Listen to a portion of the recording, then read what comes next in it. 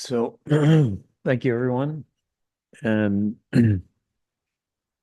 as I mentioned at the top last week, we were supposed to do an overview. So each of the three phases of the Crucible was supposed to open with an overview, and then we were supposed to go into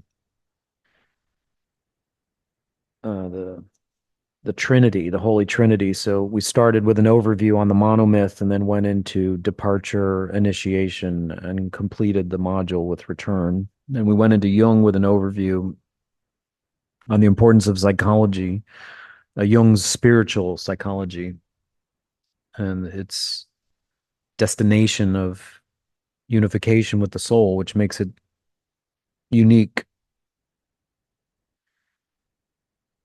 The modus operandi of the individuation process, the soul's push towards wholeness, making it's unique as a driving force. Then we went into the ego, then the shadow, then the self. And then the Tibetan Tantras, the third module, was supposed to start with an overview and then go into death or the dissolution, and then the reverse engineering in the bardo, and then finally the manifestation or the embodiment in the rebirth. And I foolishly went headstrong into dissolution last week, so we have to reverse the order and backtrack. In a way, I tried to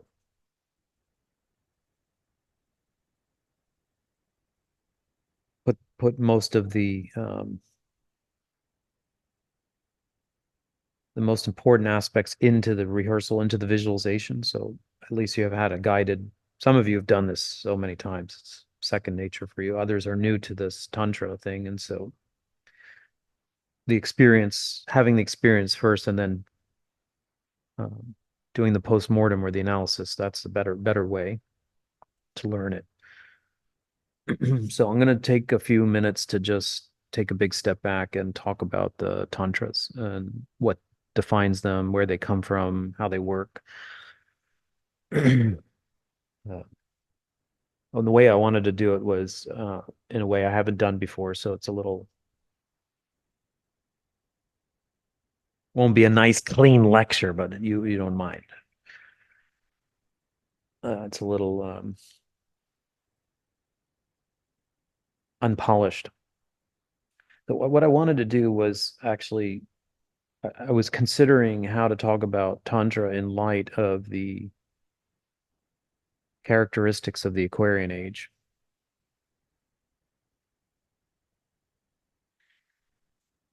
I wanted to make a justification or a rationale for why I think the Tantras are going to have a renaissance at this time as the energy or the sea tide shift in the epoch.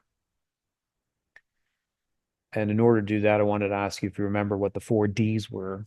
Does anybody remember what the 4Ds were? Let's get them all online, or someone put them in the comment one by one. It doesn't have to be in any particular order.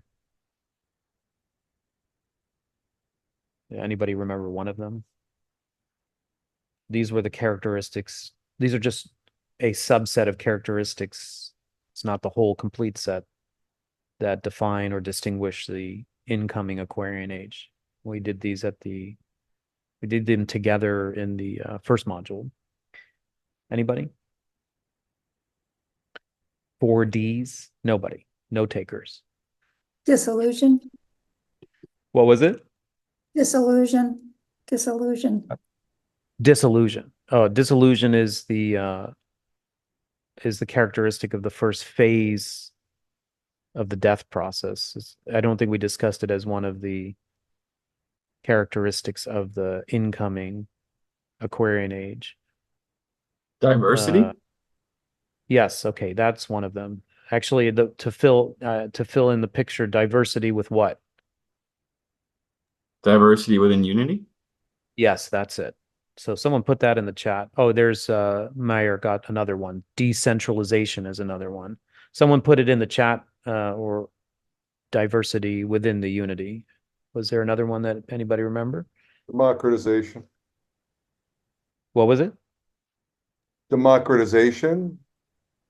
It's true. That would fit under the decentralization. What wasn't the one that one of the ones I picked. And remember, this is just an arbitrary list. So I would put democratization within the decentralization. Or digital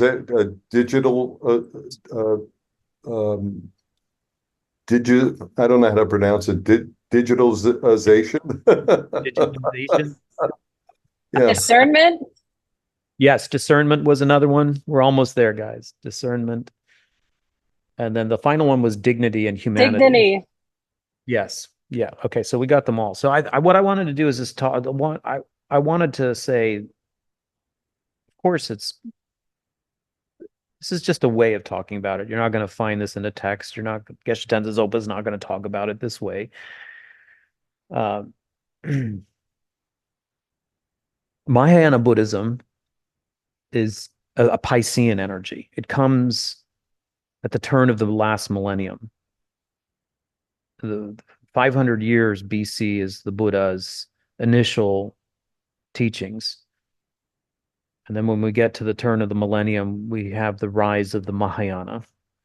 And what distinguishes the Mahayana from the early teachings, there are several distinctions. But the most important is non-duality. That's the most important, because everything prior to that was there is a push towards transcendence. So the soul, the aspirant, the adept in the dual model is looking for nirvana from samsara.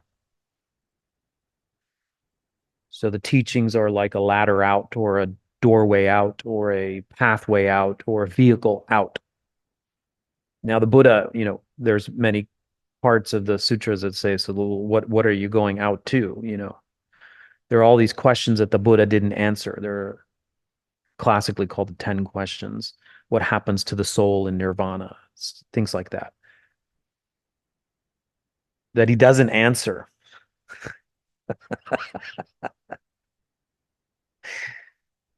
And because he doesn't answer, it just leaves us in a stasis, in a koan, in a conundrum, in a paradox.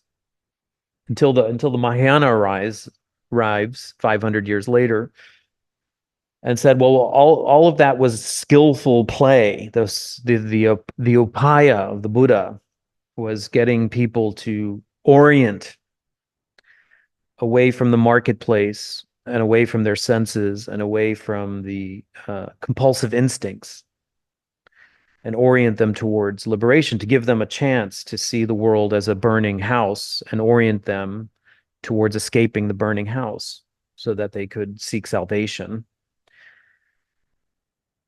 And then the Mahayana says, well, that was just like, I think there is a text where it says there are 3 kids in a house that's on fire, and the Buddha lays out all these toys, like he gives one a wooden pony. Lotus Sutra. What's that? The Lotus Sutra, the goat ox carts. Yes. So they're these little toys, maybe it's a skateboard and roller skates, and maybe it's a Nintendo Flick or whatever it is. What's it called? The Nintendo what? Switch. Yeah, there it is. So he lays out all these toys for the kids to come out of the fire, and then it lures them out. They need them to escape their contaminated situation. But in the end, what the Buddha is saying in the great teachings, the greater teachings, is that there's nowhere else to go. There's nowhere else to go. Samsara and nirvana are one. In other words, they're not places, they're a state of mind. Well, I mean, if they're not places and they're a state of mind, then all that needs to be done is clear the doors of perception. That becomes the motivating force of the Mahayana teachings. Well, something similar was happening. And so if there's nowhere else to go, in other words, if clearing the doors of perception becomes the work. Then combined with that is the path of love and compassion. Because if there's nowhere to go, then we're all here together. We have to improve this situation. So love and compassion becomes paramount. There's no like solitary hero escape. What you escape to is back to the matrix of interconnectivity with living beings. What's the best foot forward? Love and compassion. So there's something similar there at the turn of a millennium with the teachings of Christ on compassion. And love and compassion aren't just exclusive to the Buddha and the Mahayana spirit. They come out of the collective unconscious at just this time because there's a sea change. That sea change is now coming to an end. It's taken 2,100 years, roughly. And so there's a new energy. The Tantras are Mahayana in spirit. They're just an upgrade in utility, in methodology. They belong to the class of the Mahayana. They are situated in non-dualism and the union of wisdom and compassion. But they have a distinctive methodology, and they start appearing somewhere 500 years CE, 700 years CE. If you just want to look at it very neatly, it's the evolution of Buddhism is 500 BC, then the turn of the millennium, the Mahayana, and then the Tantras some 5 to 7 centuries later. Probably the Hindu Tantras same, originating somewhere in probably Kashmir.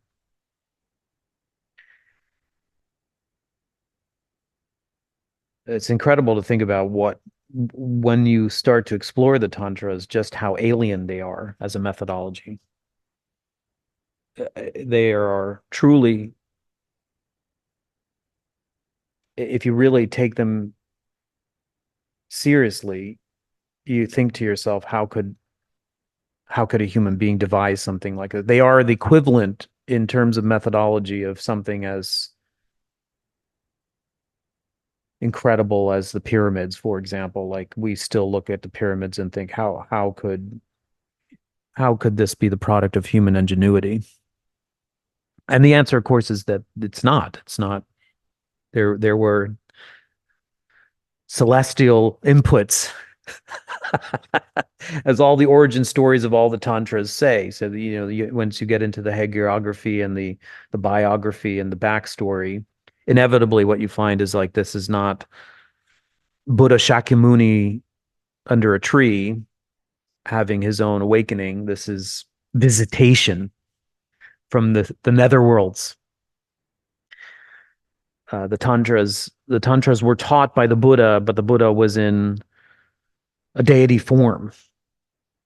It's said that when the Buddha was giving the transmission of emptiness on Vulture Peak, which many of us have ventured to with Geshe Tenzin Zopa, and you may have already been there with your Lama on top of Vulture Peak for the transmission of the Heart Sutra, the direct perception of emptiness. Simultaneously, the Buddha also took form as the Kalachakra in South India at the very same time. So he's got like the capacity to manifest in multiple forms on different dimensions of reality and impart the Kalachakra Tantra. Though, most of us with a scientific reductionistic mind think that this is hogwash, and we don't know how to relate to it, so we dismiss it as superstition.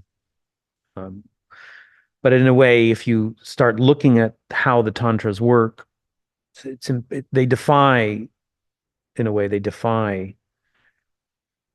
reason. They defy the ability. They defy the imagination. How they work are so beautiful. It's impossible to imagine a few people tinkering away and discovering this is a pathway. So be that as it may, something happens around 700 years into the Piscean age.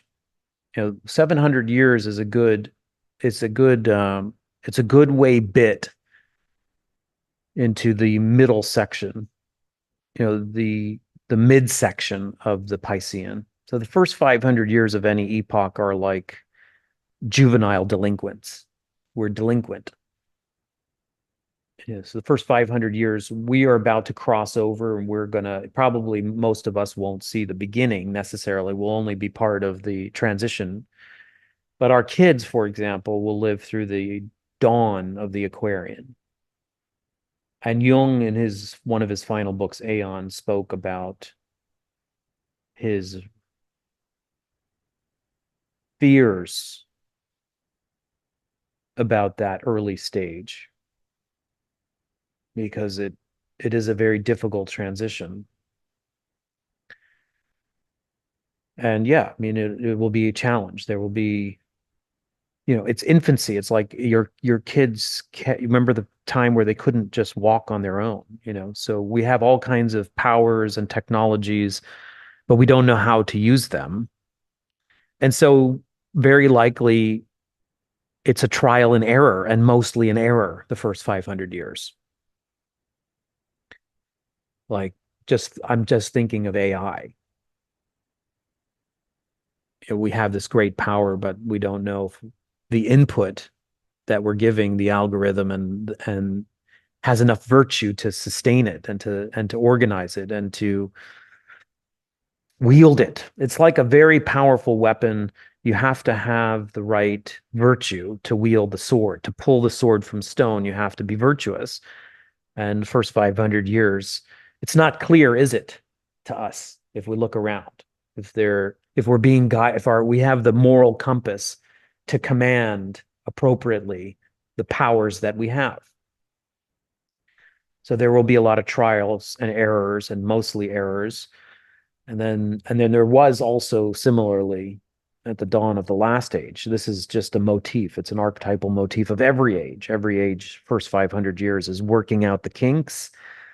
Then there's a kind of high point to the civilization where things like hit their kind of, quote unquote, their renaissance, which we did. We went through that.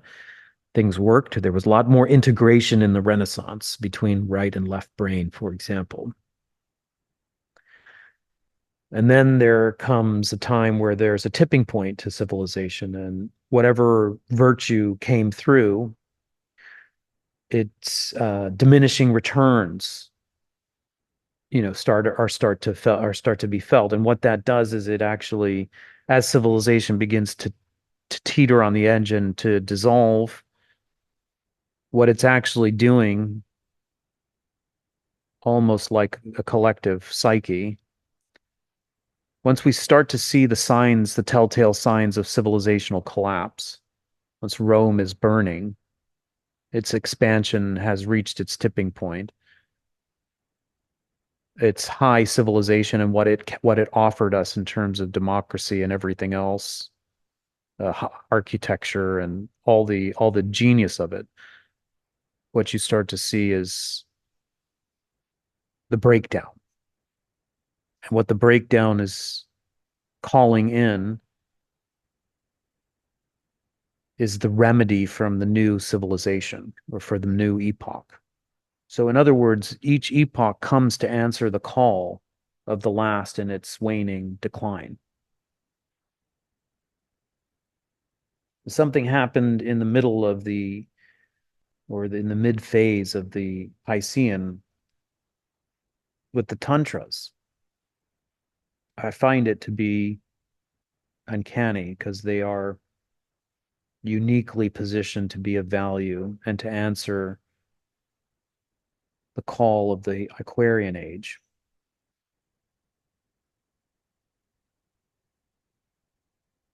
So let's go through one by one. Look at decentralization.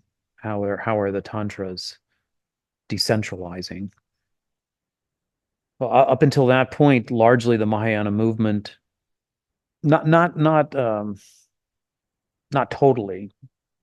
I mean, the Mahayana movement, because it's non-dual, became a lay movement, and not non-monastic, or monastic movement including a lay movement, whereas the early teachings, they were for experts.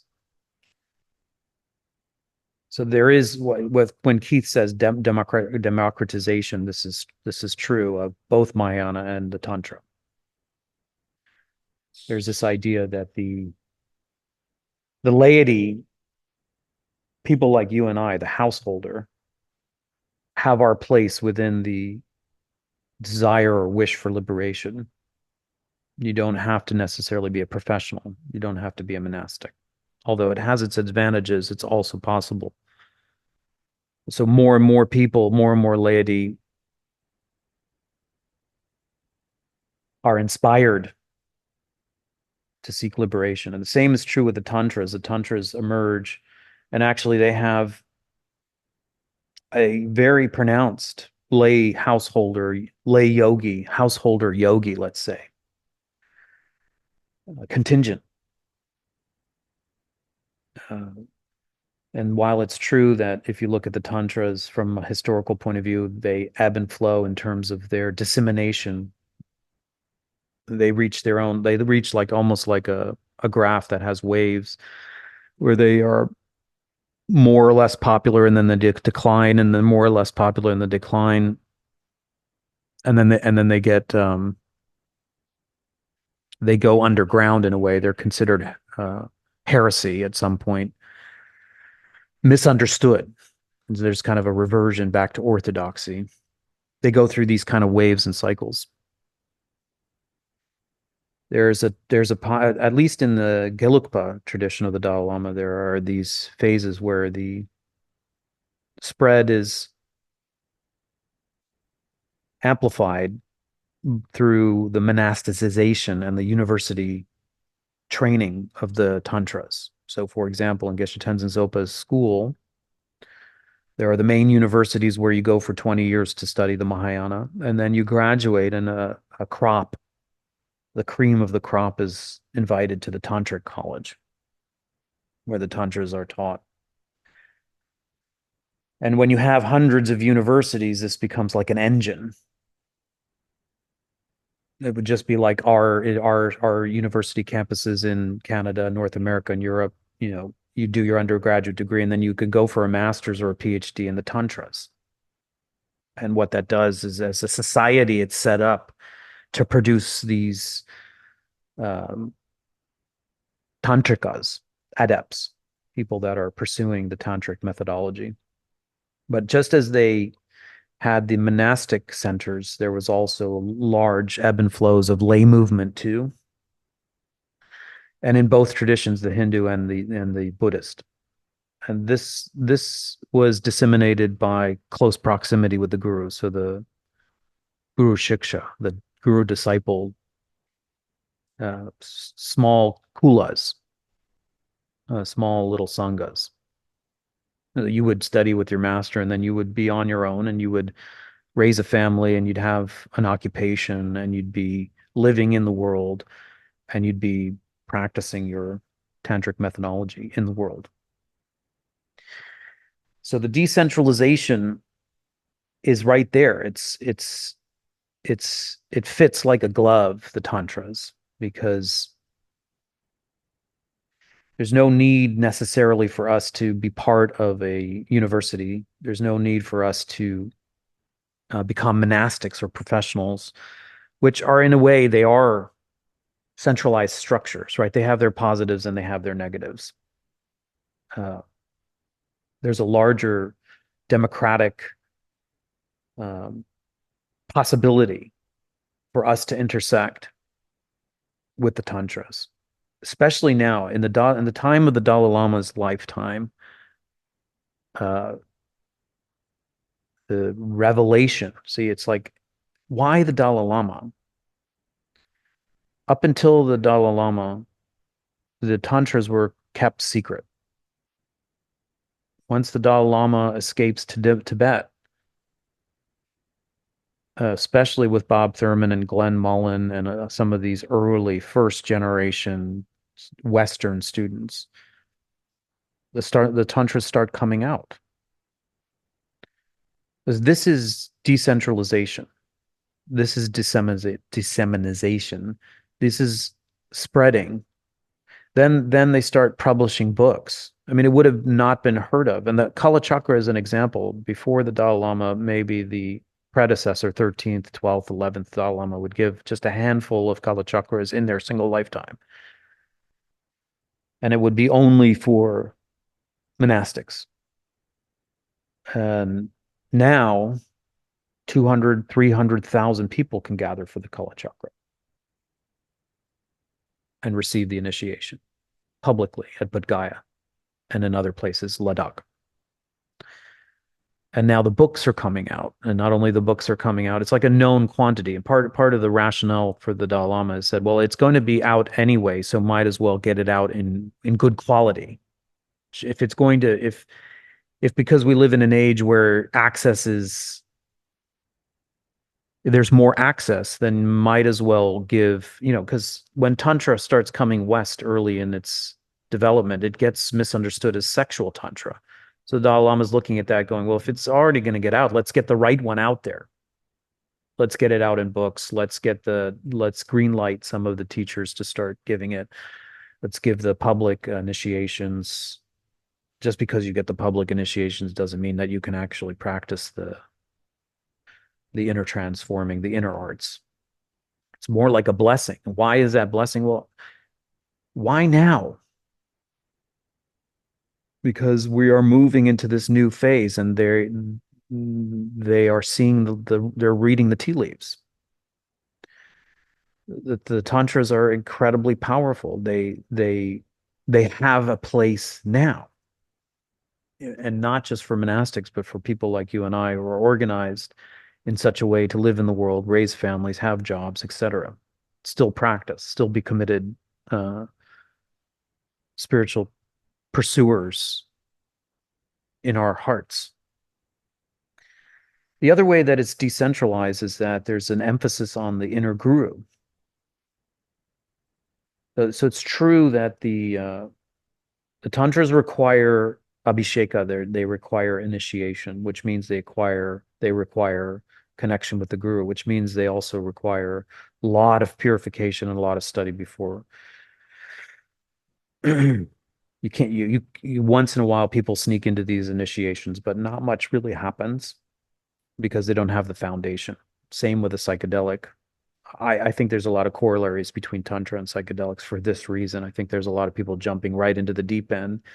They haven't done the necessary psychological preparation, and they don't have the tail end integration. And so what happens is they have a big moment of awe-inspiring opening, but it doesn't necessarily keep in their being because that groundwork hasn't done. Same with tantra. You have to do a lot of purification and stabilization and wisdom work.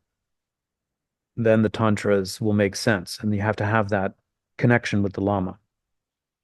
But once you have that connection with the Lama, the idea is that it shifts, that you don't have to hang on the Lama's coattails. Actually, the Lama can have thousands and thousands of students, and they can be here, there, and then everywhere and buzzing around. And the idea is that you're an adult. You take care of yourself.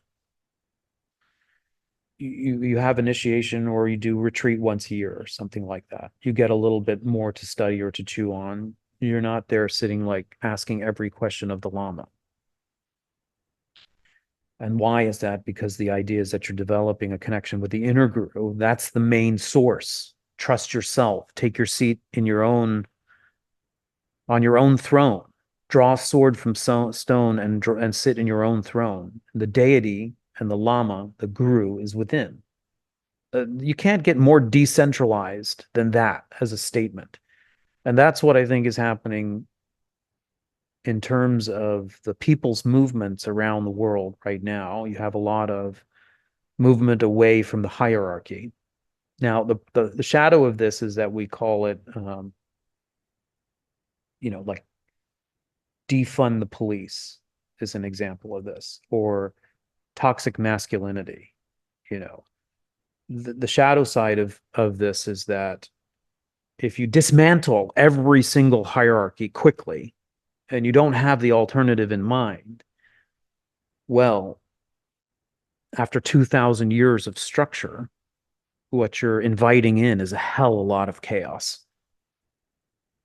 And you're inviting in a hell of a lot of chaos. So if you say, and I've heard this around Buddhist circles, oh, we don't need a guru anymore. The gurus have fallen. And in a way, it's true. Haven't we seen a lot of gurus fall, right? Recently, there's been a hell of a lot of, I mean, it must be really hard. You know, there was an age before technology and before social media and before all those inputs where maybe I'm reminiscing and I'm naively reminiscing, but the old lamas had their life together. You know, they weren't as distracted. They kept themselves humble and they kept themselves small and local. And then suddenly, boom, you can have hundreds of thousands of feedbacks. And it's not just in the Buddhist world, but in all kinds of traditions where these feedbacks, maybe they cross-contaminate the motivations. So we have scandals. And then once we have scandals, then we have people that say, well, see, the age of the guru is done. We don't need that anymore. And I don't agree with that. What I instead of disempowering one, what I'm saying is you do need a guru. You just need to you need to level up. It's the same thing with toxic masculinity. We don't need men anymore. We just put the women there. Well, you want 500 years of imbalance in the other direction? You think women in occupying roles of leadership is going to be perfect? How do we know these women are not self-actualized or are self-actualized? So the idea is that we're looking for integration. We're looking for right-left integration, masculine-feminine integration. Yes, the need for the outer guru is still there. Who's going to guide you? Who's going to give you initiation? Who's going to watch your blind spot and give you a good kick in the smack in the face when you're you know, or a love tap when you need it. But the idea is you're not a child. You have incredible power inside of you. And so rise up to the occasion. Rise up to the occasion. And then the guru's job is like fulfilled because now you're the guru's equal. You realize where the real guru is. So that's decentralization. That is decentralizing. In a way, these people's movements, they're about self-empowerment. That's the positive side of self-empowerment. That we need. Now, if it happens too quickly, and if we don't have a Jungian view on the shadow of those self-empower movements, right down the line for the last few years, each and every one of them, I have been keenly aware of the criticism I have about each of these movements. And then people would challenge me, how can you have a criticism? Well, you need to be critical about everything. You need to be critical about Buddhism. You need to be critical about the guru. You need to be critical about Me Too. You need to be critical about Black Lives Matter. You can see its virtue, but don't be deceived. Also look into the shadow. Also look into social justice has a powerful motivation, very pure motivation of making sure that those on the margins are included. What's the shadow? Be able to talk about the shadow. Keep an eye on the shadow. One of the shadows is there's a traumatic imprint there that can equally use power in a reverse way to become hostile. That's true. It's not always true. It's possible. You have to keep an eye on it. You have to keep an eye on it. Is it popular to talk about that? No. Is it necessary? It is if you want to keep an eye on it. If you don't keep an eye on it, Jung told us what would happen. So decentralization is the trend. How it happens is for people to feel more powerful, to see that they have net worth within them, and they move from the margins to the center. the center of their own mandala. And then we're linked in a network with each of our mandalas where we feel self-empowered. But now what keep an eye on the shadow. Like you can have grandiosity. If everybody has a microphone and a platform, do you want to trust everybody with a microphone and a platform? Well, that's the shadow of the internet, right? It's not just you, everybody has an access point into the collective. That's wonderful. That's the power of democratization and decentralization. What's the shadow? Does everybody's voice have equal merit? We don't like to hear that, and we don't like to talk about that because we've been programmed to think equality is really a wonderful thing, and it is. But what the shadow is I don't want to listen to everybody. Not everybody has done all the work that they need to. I don't want everyone to be my surgeon. Everybody everybody's entitled to have their opinion, but it's simply just an opinion, and they don't all stack up the same way.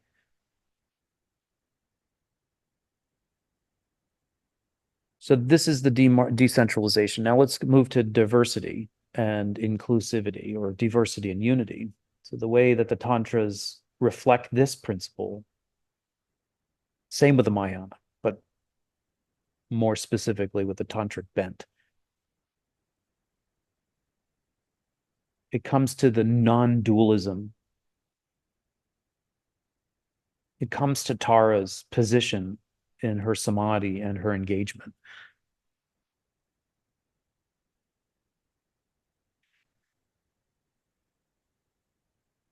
Form and emptiness.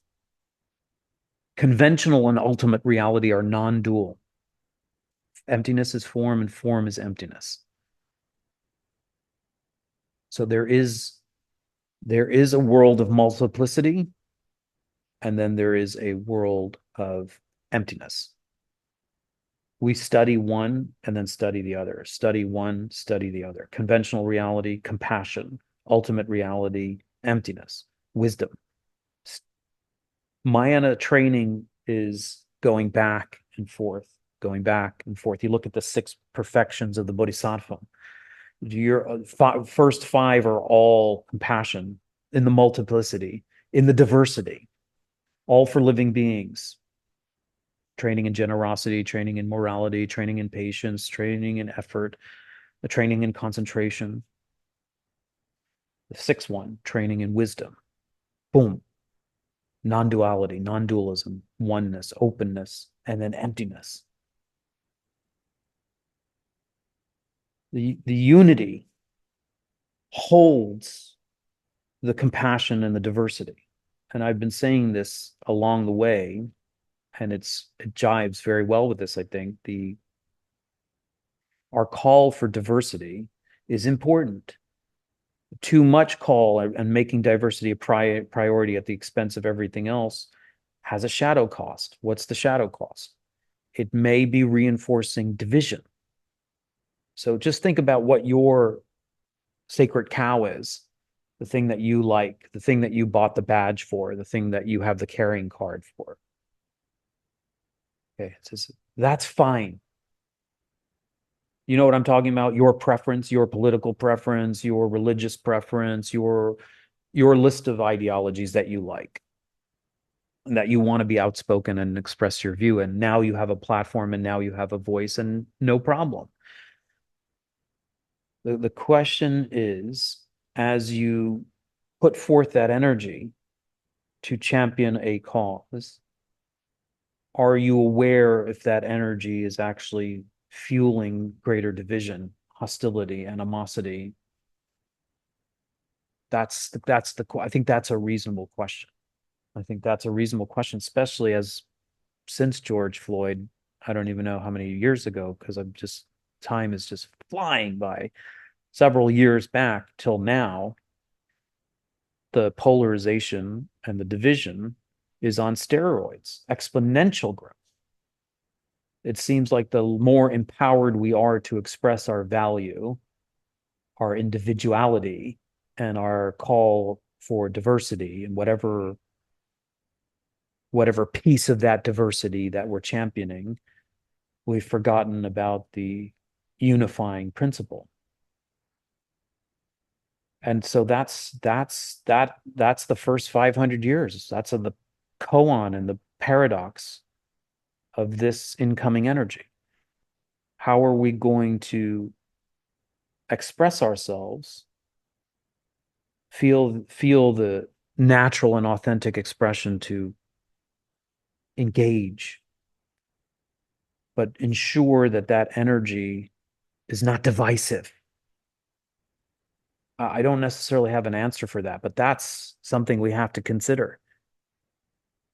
And I think part of it goes back to, seems oxymoron and paradoxical, but that's okay. Everything within the spirit of non-dualism and Mahayana and Tantra is paradoxical. Even in Jung, we were talking about paradoxical energies. We talked about, let's say, the outward priority of exertion. If you were pre-programmed in your childhood to always push and push and push, and then what goes relegated and repressed in the shadow is passivity or relaxation, but that's somehow condemned. That becomes an exile. Then you push and push and push until something breaks, and then you miss the warning signs and you collapse. But what the unconscious is showing you is you're pushing, you're exhausted. You need to rest. You need to balance with the paradoxical energy. And the paradoxical energy is an invitation to bring online the thing that you have deemed ugly and reprehensible. And so actually, like, I have a client who was a strong guy, like broke a leg, right? And his whole identity is situated on his capacity to be forward moving in life, metaphorically and literally. And the leg broken is like a midlife crisis. It's an identity crisis. Do you follow? Everything hinges on his forward mobility because his ego is congealed around this idea of strength and masculinity and pushing forward. And he doesn't know how to embrace the feminine, the receptive, the passive, the relaxed, the caring, the nurturing. So I frame his broken leg as an opportunity to bring out of the shadow that his inner guru or his soul is saying at midlife, it's time to expand the parameters of the mandala and redefine who you are and bring something more that has been exiled out from the shadow into the foreground. But the same is true with the unity and diversity. You can have your expression, you can have your preference, you can have you can champion your cause, but don't forget to be able to listen and to be able to acknowledge. I mean, this is the hard thing. There are multiple truths are possible at the same time. There is a relative truths and points of view that each have their merit, and we forget that. I mean, you just look at vax, anti-vax. There are important truths being stated by each, and there's not a lot of listening because we want certainty. We want to be on the side that wins. We don't know how to handle complexity. We don't know how would it be possible that actually both can be partially true in reality. It would take a staggering amount of tolerance for cognitive dissonance to be able to arrive at a place where you can see reality with that level of complexity. And that's what's being required of us. That's what's being called of us. That has more to do with the discernment principle. We'll get there. But for now, this is not to say that your expression is wrong. This is to say that how do you add to your expression the energy of inclusivity that really includes also the points of view that contradict or defy your own. That part is missing. That part is in the shadow. That part has the opportunity to heal the division. So in Tantra, in Mahayana, you toggle back and forth between unity. When I say unity, I'm talking about emptiness, wisdom, non-duality, oneness. And diversity, I'm talking about conventional reality, multiplicity, form, compassion training. When you get to the Tantra, what defines it, what makes it distinctive as a method, is that you are cross-training simultaneously your compassion and your wisdom at the same time. You don't have to go into one and then go to the other. When you're generating the deity, you're generating it out of emptiness. If we have to talk about it, we have to keep talking about it. Otherwise, it's fantasy. Tantra doesn't work without a firm understanding of emptiness. It's provisional. Actually, there are three provisions. There's the emptiness, there's the compassion, and there's the refuge. You have to have all three in order to even practice this kind of thing.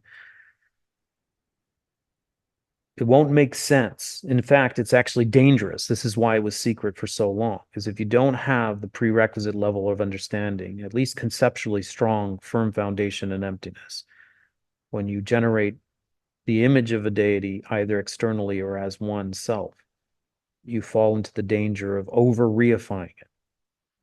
In other words, the same instinct that takes you in your ordinary form to be so thoroughly real and separate, that instinct, which grasps at your own identity and says, this bit of real estate is separate from that. This bit of real estate is more important than that. This little, or the inverse, this little bit of real estate is less important. Could be both. That instinct that wants to calcify around your sensorial experience. I'm in so much pain. I fall into hopelessness. I'm always going to be like this. It's that kind of instinct. If it's not healed or beginning to heal with the salve of emptiness, of wisdom, realizing emptiness, then it can be transferred to the deity, which has its own subset of repercussions, particularly if narcissism gets imported and then you're seeing oneself as a deity. It's psychopathological.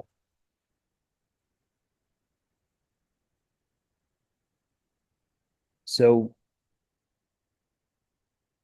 the emptiness is really critical.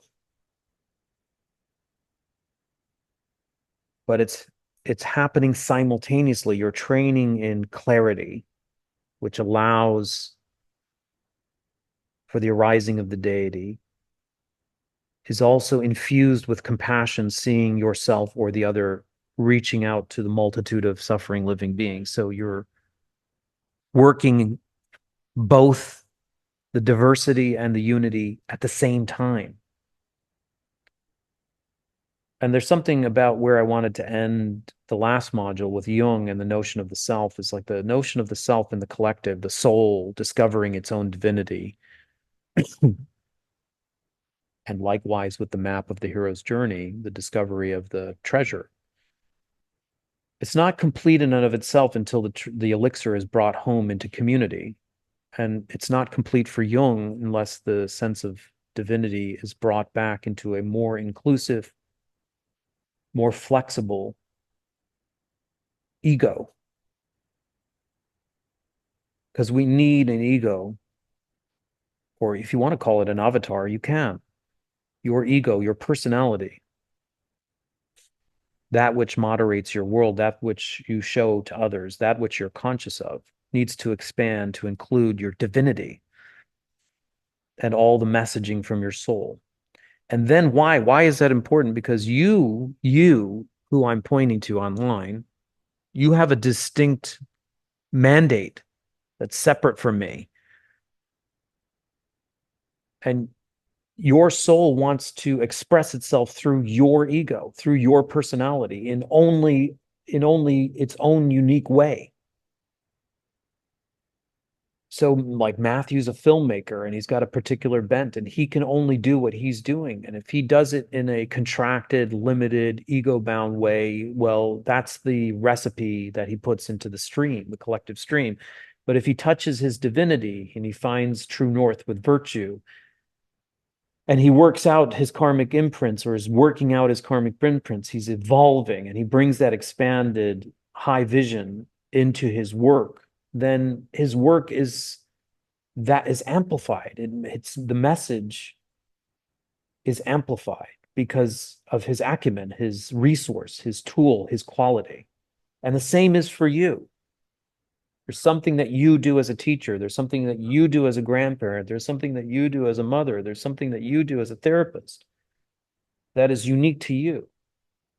If you go into the netherworlds and discover more about who you are, and you shed and you purify and you let go of all that constricts you or that begins to bind you, and you find some new inner resource, you overcome some fear, you find some new confidence, and you find some new expression, and then you move back into your personality, and it has to expand to accommodate that newness. You've just elevated your game. You've just elevated your project. And I think collectively, that's what's happening. There's a massive purification happening because we are being prepared. Yes, and it hurts. The purification hurts. The shedding hurts, and it hurts more the more resistance. The less resistance, the less it hurts, but it's still death, and death is still painful. There's something that's happening in the collective psyche we're being primed for an expansion, for an upgrade. That's how I view it.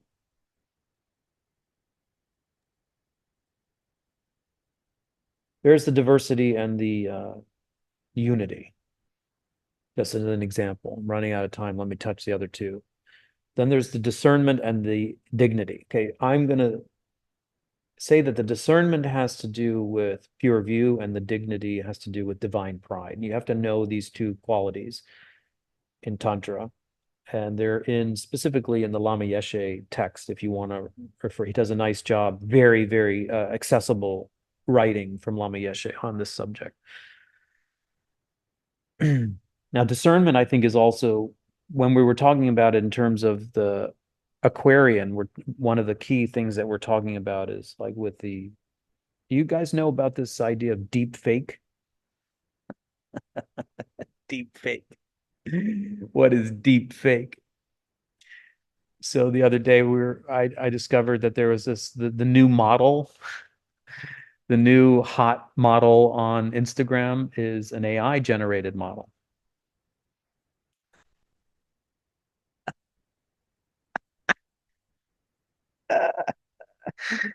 The deep fake can be anything. The deep fake can be like, a bulletin posted, like what looks like a plane crash, and they say it was shot down by X. And then everybody's up in arms, and then they see the image of the plane crash, and there's reports that 100 people die, or the shot is like at a border and there's hundreds of people protesting, and somebody gets killed or shot, and your instincts, because it's visual, you're hijacked. And lo and behold, we don't even ask ourselves the question, is it true? We assume it is true because we see it. But now the technology is so advanced, we will never know for sure henceforth if it's true or not. And that strikes people as a terrifying predicament. But on the other hand, what's it calling out of us? Every predicament, every dragon calls out a treasure. And so you could say to yourself, well, I'll never know what's true. I'll never know if it's, CIA. I'll never know if it's Putin. I'll never know if it's propaganda. I'll never know if it's misinformation. I'll never know if it's disinformation. I'll never know. Who do I trust? What do I do? Oh my God, you have a tailspin. Well, that's your learned helplessness getting hijacked. And there's maybe that's intentional. Maybe there is a push for power amongst us that want to make sure that we're not ever clear on what's happening, so that we become servile and accommodating.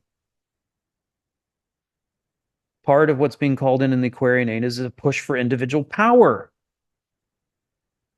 It has an anti-authority, anti-obey instinct. So, it's perfect. It will require us to find a level of discernment where we become hyper analytical and look into the matter and question everything and are suspicious. And that's not a bad thing. That's not a bad thing. Not to just be spoon fed and to wonder if the powers that be at the current time want to hijack us, want to rile us up, want to divide us, for example. The discernment, but deep fake, I was thinking about this. Buddhist and Hindu Tantra had deep fake down a long time ago. They call it Maya. They were training us about this a long time ago. A long, long time ago. They were training us to not fall prey to our senses and not to be deceived by our projections. Geshe Tenzin Zopa calls it a hallucination. What he says is it's all a fucking hallucination. It's all a hallucination. It's all not just, what I was saying about, I don't know the name of this model, right? But she's got pink hair. She's got whatever, attributes are the most attractive according to the algorithm. People don't necessarily know that she's fake. And what happens is that all the real world human models, the commercial industry and the fashion industry is targeting this AI model, and they're losing their jobs. And how could they ever compete? Real world models are going to get old. They have a very short shelf life. AI is forever. And she can move with the trends. If slender and thin isn't trendy, then she can expand. If pink hair isn't the trend, then she can have blue hair. She will always look young unless the algorithm dictates that she looks a little this way or a little that way. And she's all digitally created. And most people don't know. And she is a harbinger of what's to come, not only in terms of the displacement of whatever occupation you hold what might be on the chopping block, because AI is 100 times quicker, 100 times better, 100 times this, maybe 1,000x better, 1,000x quicker, 1,000x cheaper. But the funny thing is what does it do to reality? What is it doing to reality? To blur the lines between AI and what's real world. We will cross a Rubicon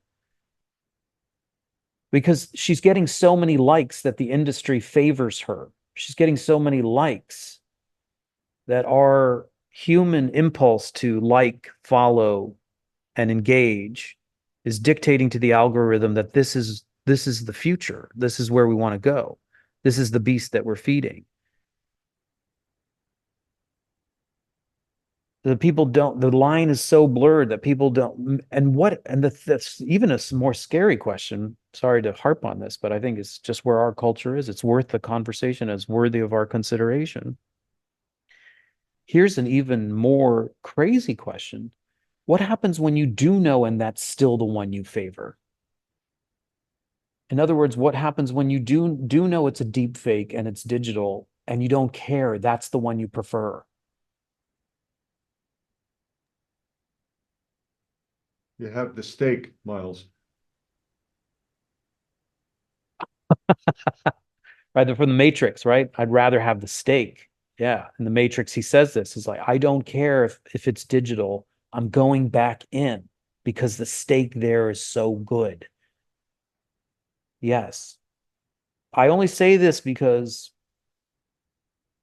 from the point of view of being a contemplative, from the point of view of being a yogi, yes, we are mucking around with virtual reality, but it's virtual reality that hinges on the premise that everything is a deep fake. Everything that we take to be, even the real world that we take to be real world versus digital, AI generated, even that one is still deep fake. So it's ahead of the game twofold, two-tier deeper. which is if you can train your mind to be discerning about appearances just as they are, or digital appearances, you will be safe. Emptiness protects your mind. What does it protect your mind from? From impulse reactivity. What's that impulse reactivity? Like quickly or dislike quickly. Hate those people. Love that. Grab that. React to it. Oh my God, look what they did. That level of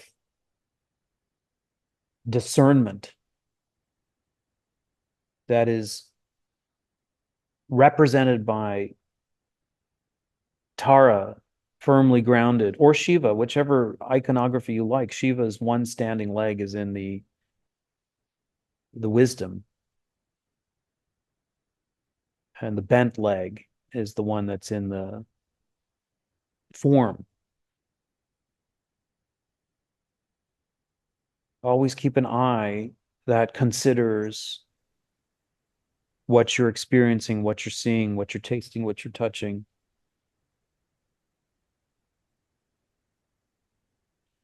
Is emptiness masquerading as form based on karmic releases?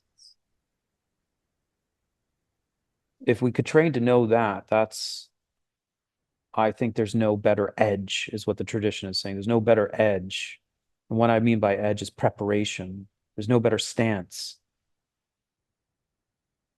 to guard against karmic reactivity than the level of discernment. Now, the other discernment is, it goes both ways, not just reality out there. This is what the divine pride is about. And this is what is one of the remarkable things about the Tantra, is that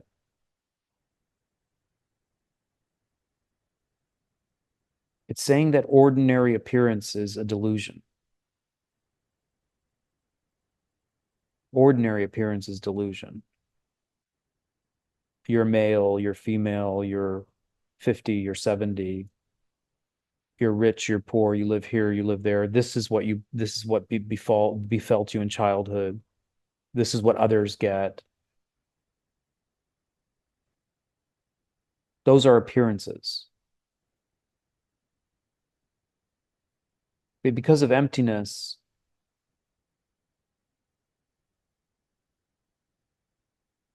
they're all transmutable. So that's the Mahayana. But the Tantra goes one step further and says, actually, you're not just ambiguous emptiness, openness, possibility. What you are is a deity, because the methodology you're electing to do takes the result as its basis. This is why it's not for everybody, because it's hard. You take the result that you're seeking as your starting point. Mahayana says, I want to be Buddha. I'm a suffering schmuck over here. I'm going to go on a long pilgrimage, and when I make it to Mecca, I'll be the Buddha. Linear. I follow the gradual path, the Lam Rim, and I'll get there. Tantra. I want to get to Mecca. Mecca is right here. I'm already in Mecca. I'm a deity.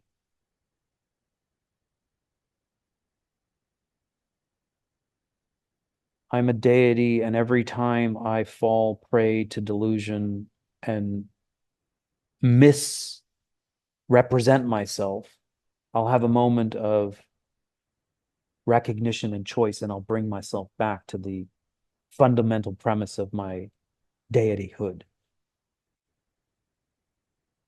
And so it works on the premise that every day you wake up, all the tantras align, whether it's a mother tantra, a father tantra, whether it's a lower tantra, a higher tantra.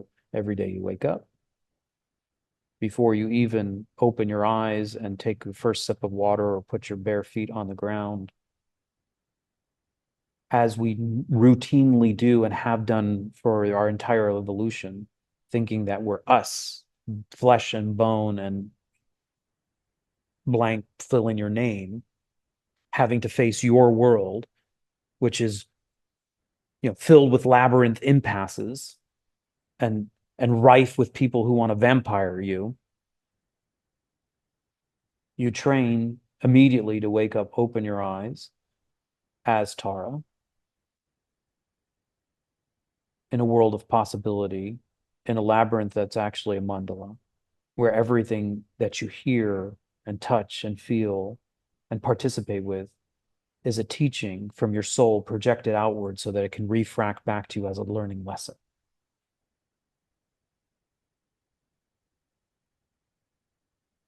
So that means like your suffering right now, whatever you're experiencing, is teaching you something. Can you see it that way? What is it teaching you? It may teach you to let go. It may teach you to take care. It may teach you to set boundaries. It may teach you to rest. It may teach you to push. It may, I don't know what it's teaching you. But you're the deity. It's not against you. Life is not against you. Life is coming from you. It's coming from your divinity. It's there to help you upgrade. Everything that you come in contact with is to help you generate compassion, including compassion for yourself. You're already there in the mandala. When you forget, it's just like mindfulness. When you count the breath and then you have a moment of like, I'm hungry, you catch yourself in that moment of hungry and you come back to the breath. What do you do in Tantra?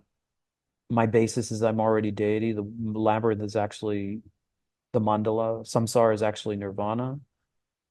My engagement is actually helping me realize and create this is the new focal point, the new center. When I deviate, you catch yourself and you come back to deity. This is what the great lamas are doing. The tantric lamas are doing this. Or the tantric lamas are living this. And that's why they're so joyful. Damn it. I mean, one of the things I know how far away I am from being able to accomplish it is the joy. That's a true benchmark. So I've got miles to go before I sleep. Miles to go. Okay, I'm over time. I'm going to just touch the last one and then we can revisit. The last one is so we did the decentralization, we did the diversity, we did the discernment, then the dignity. Okay, the dignity has to do with even the dignity of being green Tara is itself empty. That prevents you from reifying Tara and becoming enamored by Tara and really convinced by Tara-hood. That's key. That's where they say the emptiness of object, the emptiness of subject, the emptiness of emptiness itself.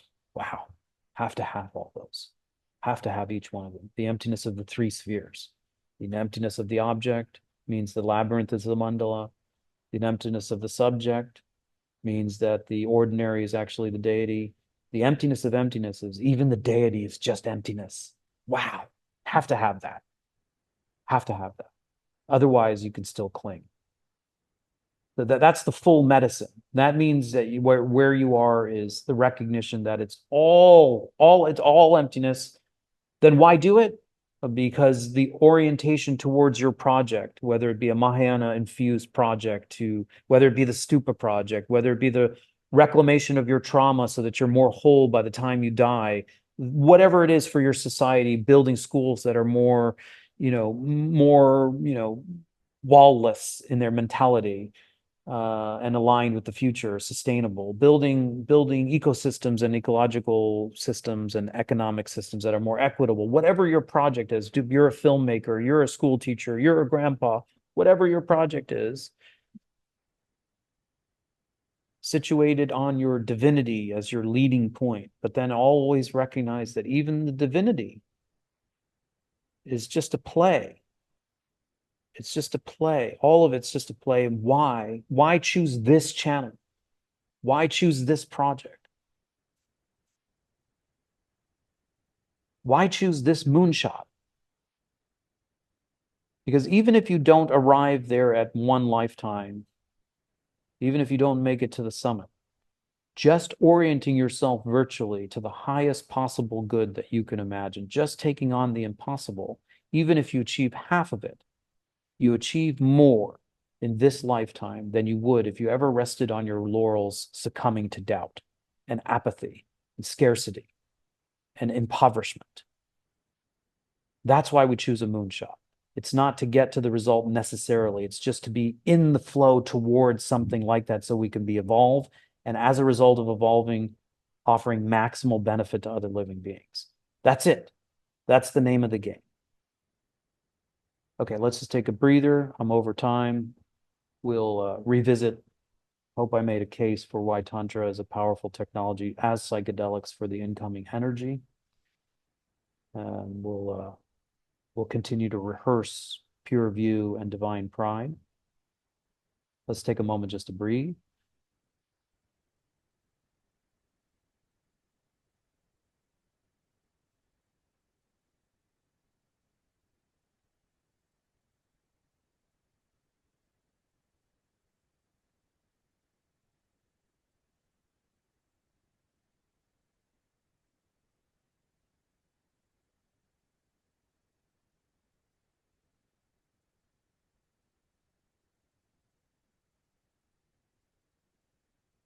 Breathe as Tara. Just breathe as Tara for 2-3 breaths. That's it.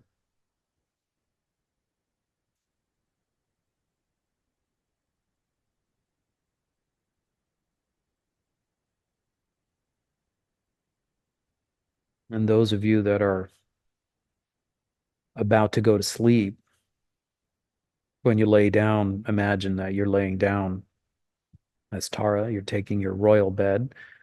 And then see if you can wake up the next morning remembering with lucidity who you really are. And those of us that are in a different time zone or catching this on a replay, even one moment of lucidity amidst the moment, particularly these moments that feel like a little pinch or a little squeeze in the labyrinth, and you see it as mandala. Can you catch a glimpse of it as something that's opening you rather than destroying you, constricting you, confining you, belaboring you? It's beckoning you to expansion.